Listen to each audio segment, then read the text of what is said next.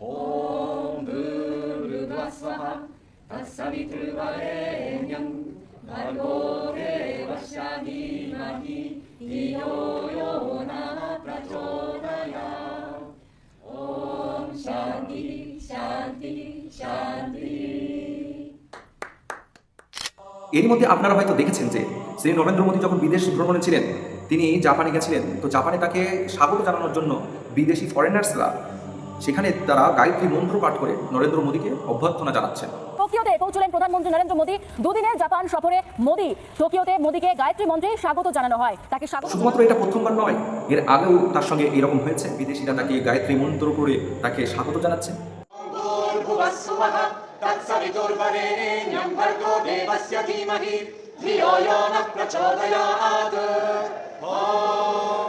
কখনো কখনো তিনি গায়ত্রী মন্ত্রে তিনি উপদেশ দিচ্ছেন, দীক্ষা দিচ্ছেন, তিনি মানুষকে এর উপকারিতা শোনাচ্ছেন। কখনো কখনো তিনি টেলিভিশনে এসে উচ্চস্বরে গায়ত্রী মন্ত্র পাঠ করে ভিউয়ার্সদের শোনাচ্ছেন, দেশবাসীদের জানাচ্ছেন। ওম ভূর্ভুবঃ স্বঃ তৎসবিতুর্বরেণ্যম ভর্গো দেবস্য ধীমহি ধিयो यो न प्रचोदयात्। एक्चुअली ये सूर्य उपासना से जुड़ा हुआ है। मंत्र की पाठ उसको रेगुलर रिदम में ले जाने के कारण बहुत बड़ा लाभ करता है। गायत्री मंत्र से बड़ा कोई मंत्र नहीं। ओम भूर्भुवः स्वः तत्सवितुर्वरेण्यम भर्गो देवस्य धीमहि धियो यो न प्रचोदयात्। जो ऐसे कम से कम 11 बार गायत्री मंत्र का जप कर लेते हैं, उनके तन में, उनके मन में, उनके जीवन में कोई रोग, कोई दुख, कोई दरिद्रता, किसी भी प्रकार की आसुरी शक्तियों का प्रभाव रह ही नहीं सकता। ये बहुत बड़ी बात है। অথচ শ্রী নরেন্দ্র মোদী মহাশয়ের এই কর্মকাণ্ড সম্পূর্ণ সনাতন ধর্মশাস্ত্র বিরোধী। শ্রী নরেন্দ্র মোদীর এই কর্মকাণ্ডের প্রতি সনাতন ধর্মশাস্ত্র অনুযায়ী 3টি আপত্তিকর বিষয় আছে। তার মধ্যে নাম্বার 1, গায়ত্রী মন্ত্র পাঠ করার সবার অধিকার নাই। প্রথমে জানতে হবে এই গায়ত্রী মন্ত্র হচ্ছে হিন্দু ধর্মগ্রন্থের বেদের ঋগ। বেদ হচ্ছে হিন্দু ধর্মের সর্বোচ্চ ধর্মশাস্ত্র। বেদ হচ্ছে 4টি, ঋগ্বেদ, সামবেদ, অথর্ববেদ, যজুর্বেদ। এর মধ্যে সর্বপ্রাচীন বেদ হচ্ছে ঋগ্বেদ। এই ঋগ্বেদের 3 নম্বর মণ্ডলের 62 নম্বর সূক্তের 10 নম্বর শ্লোকে এই গায়ত্রী মন্ত্র বলা হয়েছে। অর্থাৎ এই গায়ত্রী মন্ত্র নিছক একটি মন্ত্র না, এটি হচ্ছে বেদের ঋগ। এই গায়ত্রী মন্ত্র পাঠ করার সকলের অধিকার না। শুধুমাত্র তারাই এই দীক্ষা নেবেন, পাঠ করবেন যারা উপনয়ন নিয়েছেন, অর্থাৎ পরিতে ধারণ করেছেন, যারা দীক্ষা নিয়েছেন গুরুর কাছে। অর্থাৎ গায়ত্রী মন্ত্র পাঠ করার অধিকার হচ্ছে দ্বিজ সম্প্রদায়ের। অন্যান্য সম্প্রদায়, মেলেচ্ছ, জবন, হুন, শঙ্কর জাতি, ফরেনার্স, বিদেশি, এদের অধিকার না। অথচ দেখা যাচ্ছে তাদেরকে নিয়ে তারা উচ্চস্বরে মোদীকে অভ্যর্থনা জানানোর জন্য গায়ত্রী মন্ত্র পাঠ করছে। आजकल टीवी पर आने वाले ज्योतिषी गायत्री मंत्र का जाप करने की सलाह देते हैं। मैं यह जानना चाहता हूं कि क्या कोई भी गायत्री मंत्र का जप कर सकता है, और अगर हाँ तो किस प्रकार इसका जप करें। गायत्री मंत्र की जिनको दीक्षा है, जिनका उपनयन संस्कार परंपरागत रूप से होता चला आया है, उन्हीं को गायत्री मंत्र की दीक्षा हो सकती है। जिनको दीक्षा है वो गायत्री मंत्र का जप कर सकते हैं। और अगर कोई टेलीविजन पर आने वाला ज्योतिषी आपको यह कह देता है कि आप गायत्री मंत्र का जप करिए, तो ये उचित नहीं है, क्योंकि सबको गायत्री मंत्र जपने का अधिकार नहीं है। और टेलीविजन से अगर वो बताता है तो टेलीविजन से कोई दीक्षा होती नहीं है। ब्राह्मण, क्षत्रिय, वैश्य ये द्विजाति कहे जाते हैं, और इन्हीं का उपनयन संस्कार सनातन धर्म में अनमन्य है। इसलिए इन्हीं लोगों को गायत्री मंत्र की दीक्षा होती है और यही लोग उसका जप कर सकते हैं। यज्ञोपवीतधारी द्विजाति ब्राह्मण, क्षत्रिय, वैश्य, जिनका समय से यज्ञोपवीत संस्कार हुआ है और जो श्रद्धा पूर्वक संध्योपासन करते हैं, वे गायत्री के जप के अधिकारी हैं। बाकी सब लोगों को गायत्री, माताएं गायत्री जपती हैं, माताएं स्वाहा स्वाहा करती हैं। अरे माताओं, हाथ जोड़ के प्रार्थना है, आप वही करो जिस जो शास्त्र की आज्ञा हो, उसमें आपका भला होगा। आपके हट से आपका भला नहीं होगा। लेकिन क्या करें, गतानुगति को लोका। और गायत्री मंत्र का जप वही कर सकता है जिसका यज्ञोपवीत संस्कार हो। ब्राह्मण का ही बालक हो, लेकिन अगर उसका यज्ञोपवीत नहीं हुआ, जनेऊ संस्कार नहीं हुआ है, तो गायत्री मंत्र जपने का अधिकारी नहीं। प्रधानमंत्री आपको अपने आप को ओबीसी कहते हैं, लेकिन मैं हैरान हूं, उनको इतना सबसे बड़ा ओबीसी नजर नहीं आता है। নাম্বার 2, গায়ত্রী মন্ত্র মহিলারা পাঠ করার অধিকার রাখেন না। যেহেতু মহিলারা উপনয়ন, দীক্ষা বা পৈতে ধারণ করতে পারেন না, তাদের সেই অধিকার নাই। সুতরাং মহিলারা গায়ত্রী মন্ত্র বা সংক্ষেপে সাবিত্রী মন্ত্র পাঠ করার, ভজন করার, জপ করার অধিকার নাই তাদের। অথচ আমরা কি দেখছি? আমরা দেখছি ফরেনার্স, বিদেশে শ্রী নরেন্দ্র মোদীকে স্বাগত জানানোর জন্য বিদেশি মহিলারা গায়ত্রী মন্ত্র পাঠ করছেন।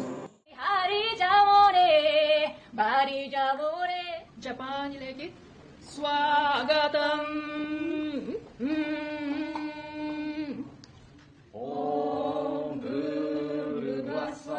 ब्राह्मण की पत्नी ब्राह्मणी हो, वो ब्राह्मणी वंदनीय है, उस ब्राह्मणी के चरणों में प्रणाम करके आशीर्वाद प्राप्त किया जा सकता है, वो ब्राह्मण की पत्नी है। परंतु गायत्री मंत्र जपने का अधिकार उसको भी नहीं। गायत्री मंत्र केवल पुरुषों के लिए, और उसमें भी जिनका यज्ञोपवीत संस्कार हो। ये सारे विधान। महाराज जी, मेरा एक प्रश्न है जो कि मैं पूर्व में भी कई कथावाचकों से और पूज्य संतों से पूछ चुका हूं, लेकिन मैं उनके उत्तरों से संतुष्ट नहीं हूं कि गायत्री मंत्र जो है विमोचित श्रापित है, तो बिना शाप विमोचन के गायत्री मंत्र का जप नहीं कर सकते। तो क्या महिलाएं गायत्री मंत्र का जप कर सकती हैं? हाँ या नहीं? गायत्री ब्राह्मण की मूल है और यज्ञोपवीत संस्कार वाला व्यक्ति ही गायत्री का जप कर सकता है। स्त्रियों को यज्ञोपवीत पहनने का अधिकार नहीं है, इसका मतलब है कि जो है स्त्रियां गायत्री का जाप नहीं कर सकती। बहुत बहुत साधुवाद महाराज जी। बहुत गायत्री मंत्र वेद मंत्र है और वेद वही पढ़ सकता है जिसका यज्ञोपवीत संस्कार हुआ है। स्त्रियों का यज्ञोपवीत नहीं होता, इसलिए यज्ञोपवीत नहीं। महाराज श्री, मेरा प्रश्न है, महाराज श्री, जैसे गायत्री मंत्र की चर्चा चल रही है, तो क्या महिलाओं को गायत्री मंत्र का जाप करना चाहिए? क्योंकि ऐसा मैंने आपकी कृपा से सुना है कि गायत्री मंत्र जो है वो शापित है, तो क्या बिना शाप विमोचन के गायत्री मंत्र का जाप कर सकते हैं? यह मेरा प्रश्न है। तो कहीं ना कहीं गुरुदेव अनजाने में ये लोग पाप भी कर रहे हैं। जैसे अभी पंडित जी ने कहा कि गायत्री मंत्र का उच्चारण क्या माताओं को करने का अधिकार है, असल में जानते तो ये भी हैं कि इसका आंसर क्या है, पर ये हमसे कहलवाना चाह रहे हैं। क्योंकि गुरुदेव आपकी बात का प्रभाव मैं कहूंगा तो एक मानेंगे, लेकिन आप कहोगे तो लाखों लोग सुधरेंगे।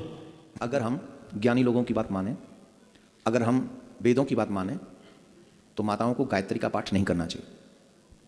जो मैं अब तक नहीं कह पा रहा था, कभी कहा भी नहीं, क्योंकि माताएं बुरा ना मान जाए। गायत्री की विधि बहुत बड़ी है, उसे जाप करने के लिए वो विधि का पालन हमें उस लेवल से करना होगा। आपको चाहिए कि आप गुरु के मंत्र को ही जापें जो आपके गुरुजी ने दिया। तो आपके प्रश्न का उत्तर दे दिया हमने कि गायत्री का पाठ मतलब नहीं करना चाहिए। নাম্বার 3, গায়ত্রী মন্ত্র মনে মনে আস্তে আস্তে পড়তে হয়। মাইক অ্যানাউন্স করে উচ্চস্বরে গায়ত্রী মন্ত্র পাঠ করা এটি শুধু অপরাধী না, এটি মহাপাপ।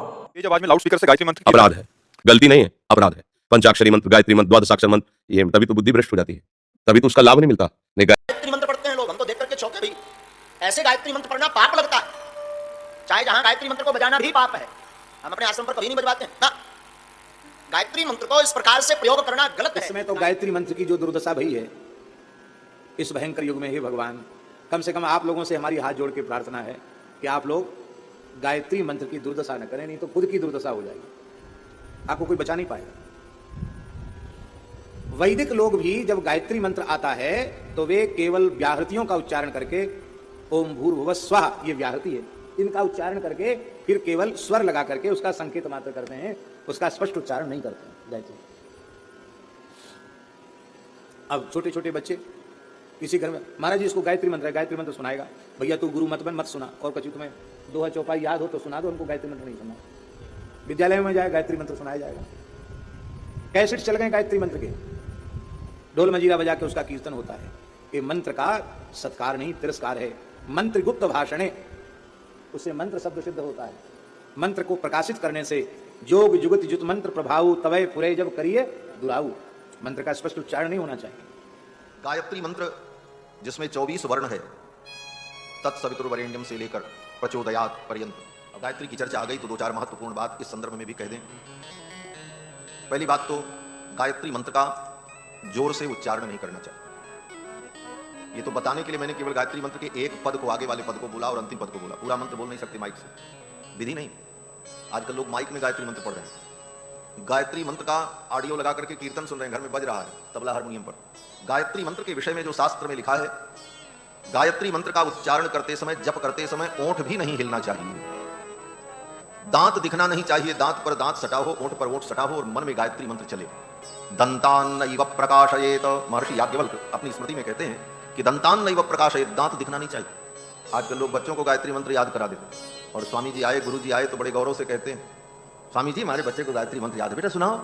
तो बच्चे ने सुनाया, सोचते बड़ा अच्छा काम किया। बोले उससे तुम पाप करवा रहे हो, उससे तुम पाप करवा रहे हो, गायत्री मंत्र का उच्चारण करा के उसके संस्कार बिगाड़ रहे हो। उसे भगवान का कीर्तन याद कराओ और श्लोक याद कराओ जो उसका अधिकार है, और उससे गायत्री मंत्र बुला करके सोचते हैं बड़ा पवित्र काम कर दिया। पवित्र काम नहीं किया, अभी तो उसे दोष लग गया।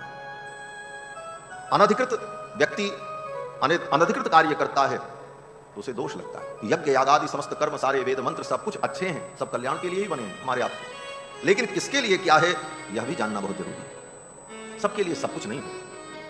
हर मंत्र के, हर विधान के अलग अलग अधिकारी हैं, और अपने अपने अधिकार के अनुकूल उनका उपयोग करना यही धर्म की एक व्यवस्था है। गायत्री मंत्र के लिए बताया कि उसका जप करना निषेध कर दें क्योंकि उसका परिणाम, लेकिन जो रिकॉर्डिंग में लोग घर पे चला के नहीं चलाना चाहिए, नहीं चलाना, एग्जैक्टली मना किया। गायत्री मंत्र घर में नहीं चलाना, चाहे तो विद्वानों से पूछ लो, विद्वानों से पूछिए आप, बिल्कुल नहीं चलाना चाहिए, क्योंकि आप चलाएंगे तो आप उसके साथ गुनगुनाएंगे। मैं फिर कह रहा हूं, देखिए वो इतनी कीमती चीज है, वो आम नहीं है, लोगों ने आम कर दिया उसको, स्कूलों में गवा रहे हैं बच्चों से, they don't know what is the fact. क्योंकि उसको लोगों को भी नहीं मालूम कि क्या है। बंदर के हाथ में कुछ आ जाए, उसको देख रहा है पलट पलट के, वो उसको नाच भी रहा है, सर पे भी रख रहा है। बस वैसे ही लोग कर रहे हैं गायत्री मंत्र के साथ। ये दुर्भाग्य है इस देश का, क्या कर सकते हैं, क्योंकि सारे के सारे गायत्री माता का मंदिर, जबकि गायत्री कोई स्त्री है ही नहीं है, गायत्री तो सूर्य है। एक और बात कह दूं, जब गायत्री की बात चल रही है तो वैसे सामूहिक तौर पे नहीं कहना चाहिए, कह ही देता हूं, जब हो ही रही है बात तो आप बुरा मानेंगे तो उनसे क्षमा मांग लूंगा। अधिकांश ये होता है कि कहीं जब किसी की आत्मा जब चली जाती है शरीर को छोड़ के, तो वहाँ सामूहिक तौर पे गायत्री मंत्र लगा देते हैं, चाहे वो स्त्री की आवाज़ में चाहे पुरुष की आवाज़ में। ये अपराध है। हाँ, घंटी पे भी लगा देते हैं, कई तो घर में घंटी में लगा रखा है, ये भी बात है, सही है। कोई भी आके हर कोई जिसने दीक्षा नहीं लिया वो सुन भी नहीं सकता गायत्री मंत्र। जिसने दीक्षा नहीं लिया गायत्री मंत्र की उसको सुनना भी नहीं चाहिए गायत्री मंत्र। और किसी के यहां भी लगा देते हैं हम गायत्री मंत्र, कोई किसी की भी आवाज में जिसका पता ही नहीं कि वो है कौन, गाने वाला कौन है, उसको दीक्षा मिली है कि नहीं। तो अगर हम किसी चीज का दुरुपयोग करेंगे, आपके कपड़े मुझे सेट नहीं आएंगे, मेरे कपड़े आपको सेट नहीं आएंगे। कुछ चीज किसी के लिए बनी है, कुछ चीज किसी के लिए बनी है। तो ये बहुत ध्यान देने वाली बात है कि जब भी किसी का शरीर शांत हो तो बिना कुछ जाने पहचाने हमें गायत्री का कोई भी जाप अपने घर में नहीं चलाना चाहिए, कोई कैसेट नहीं चलानी चाहिए, और कोई बेल जो घंटी है वो गायत्री मंत्र वाली नहीं रखनी चाहिए। राधे राधे गुरुदेव। जी राधे राधे। आपके श्री चरणों में कोटि कोटि प्रणाम। राधे राधे। गुरुदेव, स्कूल में ना हमारे स्कूल में सबसे पहले प्रार्थना में ना गायत्री मंत्र करवाते हैं, और आप कहते हैं कि जोर से नहीं कहना चाहिए गायत्री मंत्र। अगर वेद की बात माने तो वही सत्य है जो मैंने अभी आपको कहा, जो मैंने अभी कहा। अगर हम अपने धर्म की बात मानेंगे तो वही बात माननी होगी कि हमको न तो बिना दीक्षा के बोलना चाहिए और ना ही सुनना चाहिए। अगर हम वेद की बात मानेंगे, अगर हम पुराणों की बात मानेंगे, अगर हम धर्म की बात मानेंगे तो गायत्री बिना दीक्षा के नहीं बोलनी चाहिए और ना ही सुननी चाहिए। अब अगर वहाँ होती है तो वो स्कूल प्रबंधन की समस्या है। आप एक काम कर सकते हैं, जब तक गायत्री हो तब तक अपने कान में उंगली रखें। नहीं, हंसना नहीं है, ये विधान है। सकते कई लोग तो बस जो ढंग से नहाना भी नहीं जानता उसको भी कहते पहले गायत्री मंत्र याद करो, कुछ याद करो ना करो, पहले गायत्री याद करो। वो सिखाते हैं बाकायदा, जिसे नहाना भी नहीं आता ढंग से। तो ये धर्म के विरुद्ध है, सनातन धर्म के विरुद्ध है, वेद विरुद्ध आचरण है। तो अच्छा, ये भी बचें कैसे? जैसे हम कहीं जा रहे हैं और वहाँ जबरदस्ती कोई कर रहा है तो हम क्या करें कि कम से कम जब तक गायत्री मंत्र का उच्चारण हो रहा हो, या तो हम डिले कर दें कि वहाँ हम जाए नहीं, और जाना भी पड़े तो कान में उंगली रखें जब तक वो गायत्री मंत्र का। ये मैं विधान बता रहा हूँ। আপনাকে এই কর্মগুলি করার পূর্বে আপনাকে শাস্ত্রসম্মত বিধিবিধান জানতে হবে, আর আপনাকে জেনে রাখতে হবে মন্ত্র জপ সাধারণত 3 ভাবে করা যায়, বা মন্ত্র 3 ভাবে উচ্চারণ করার পদ্ধতি আছে শাস্ত্রে। প্রথমটি হচ্ছে বাচিক, অর্থাৎ যা জোরে জোরে উচ্চস্বরে যে মন্ত্র পাঠ করা হয়, যেমনটি পুজোর সময় পুরোহিতরা উচ্চস্বরে পাঠ করেন এবং আশেপাশে সকলেই শোনেন, এটি হচ্ছে বাচিক জপ। দ্বিতীয় হচ্ছে উপাংশু, অর্থাৎ আস্তে আস্তে মন্ত্র পাঠ করা, যেটা শুধুমাত্র আপনি শুনতে পাবেন, আশেপাশের কেউ শুনতে পাবে না, আশেপাশের মানুষজন শুধু দেখবেন যে আপনি ঠোঁট নাড়াচ্ছেন। তৃতীয় হচ্ছে মানুষ জপ, অর্থাৎ মনে মনে মন্ত্র পাঠ করা, যেটি ঠোঁট নাড়ালেও হবে না, মনের মধ্যে যে মন্ত্র পাঠ করতে হবে। আর গায়ত্রী মন্ত্র হচ্ছে এমন একটি মন্ত্র যেটিকে মানুষ জপ, অর্থাৎ মনের মধ্যে পাঠ করতে হবে, আশেপাশের কেউ যেন শুনতে না পায়, এমনকি ঠোঁটও যেন না নড়ে। আর এটা একান্ত গুরু দীক্ষার সময়, উপনয়ন পৈতে ধারণ করার সময় গুরু কানে কানে এই মন্ত্রের দীক্ষা দেয়, বা পৈতে ধারণ করার সময় এই গায়ত্রী মন্ত্রের জপ করা হয়। উপনয়ন মানে হচ্ছে যার নিকটে নিয়ে যাওয়া, অর্থাৎ শিষ্যকে গুরুর নিকটে গিয়ে গুরু কানে কানে এই মন্ত্রের দীক্ষা দেবেন।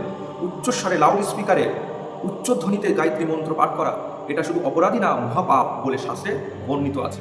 थोड़ा सा भ्रम फैल गया है। जैसे पंचाक्षरी मंत्र है, द्वादशाक्षर मंत्र है, गायत्री मंत्र है, ये जब हमें गुरुजनों से मिले थे तो पर्दा करके मिले थे, घंटा बजाते हुए शंख बजाते हुए दिया गया था कि दूसरा सुन न पावे। पंचाक्षरी, द्वादशाक्षर, गायत्री मंत्र, पता नहीं कौन किसने क्या विस्तार किया कि कीर्तन में पंचाक्षरी चलने लगा, द्वादशाक्षर चलने लगा, गायत्री मंत्र चलने लगा, महामृत्युंजय चलने लगा। गायत्री उपांश या मानसिक जब किया जाता है, गुरु प्रदत्त पंचाक्षरी मंत्र उपांश या मानसिक, वाचिक नहीं किया जाता। द्वादशाक्षर मंत्र जो ध्रुव जी को मिला, जो भागवत में लिखा है, ये सब गुरु प्रदत्त होकर के ही उपांश या मानसिक। मेरी प्रार्थना है कि इनका कीर्तन न करवाया जाए।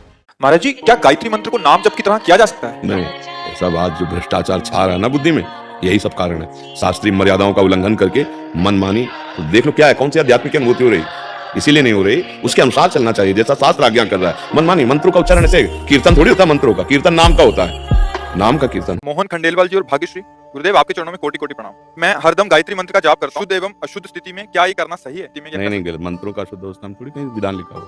मनमानी करने से कुछ नहीं हाथ लगता और अपराध लगता है। नाम हर समय जप कीजिए, पवित्र अवस्था में मंत्र जप कीजिए। ये मंत्रों का ऐसा थोड़ा क्या, तो गलती बचपन से करते रहो तो बुढ़ापे तक फिर वो ये स्वीकार करते रहे। बचपन से तुम गलती करते रहे तो सिद्धांत नहीं बन जाएगा ना। भाई बचपन से तुम गलती करते हो तो सिद्धांत को सुधारिए ना। तस्मात् शास्त्रम प्रमाणम ते कार्य कार्यो व्यवस्थित हो। आप जो कर रहे हो शास्त्र प्रमाणित होना चाहिए, मनमानी आचरण नहीं होनी चाहिए। इसमें प्रणव विराजमान है, आप अपवित्र दशा में कैसे उच्चारण कर सकते हैं? हाँ, आप पवित्र अवस्था में गुरु प्रदत्त ये मंत्र मनमानी भी नहीं जपे जाते। हाँ, तो पवित्र अवस्था में इस मंत्र को जपिए और गुरुदेव का ध्यान कीजिए जिन्होंने गायत्री आपको दिया। और इसको कभी उच्चारण मत कीजिए, बाजार में भले हल्ला मच रहा हो गायत्री मंत्र, आपकी जिह्वा से बाहर नहीं उच्चारण होना चाहिए। जैसे पंचाक्षरी तो गुरु प्रदत्त होना चाहिए और पवित्र अवस्था में होना चाहिए, उच्चारण नहीं होना। इन जो मंत्रों का कीर्तन करते हैं इससे अमंगल होता है। मान लो द्वादशाक्षर मंत्र, पंचाक्षरी मंत्र, इनका कीर्तन थोड़ी होता है। ये सिद्धांत में कीर्तन के नाम कीर्तनम यश है, नाम का कीर्तन होता है। मंत्र तो जितना रखा जाता है उतने उसका प्रकाश होता है। हम गलती को पुष्टता, हम अनेक जन्मों से गलती करते चले, हम कहते हैं अनेक जन्मों से हम विषय भोगते चले हैं। भाई मेरा सिद्धांत है, अनेक जन्मों से नरक भी तो भोगते चले आए हो। अगर आपको जीवन मुक्त होना है तो पीछे की सारी गलतियों को मिटाकर सत्य पे चलना होगा। ये तो बहुत बड़ी कृपा है कि आप आकर प्रश्न कर रहे हैं और आप उसका उत्तर प्राप्त करने के लिए लालायित हैं, उसको श्रद्धापूर्वक मानना चाहते हैं। ये तो मनमानी जीवन व्यतीत हो जाता है, मनमानी में कुछ नहीं होता। जब हम किसी भी सिद्धांत में चलना चाहें तो पहले उनके आदेश का पालन करें, तभी वो सफल। जप भी तीन प्रकार का है, वाचिक, उपांशु और मानसिक।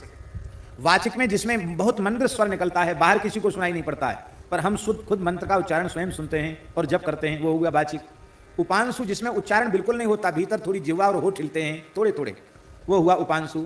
और मानसिक में जिसमें जिह्वा आदि कुछ भी नहीं हिलती, प्रस्तर प्रतिमा के समान साधक बैठा हुआ है, भीतर से मंत्र का ध्यान करते हुए मंत्र का भीतर से ही उच्चारण हो रहा है, ये हुआ मानसिक।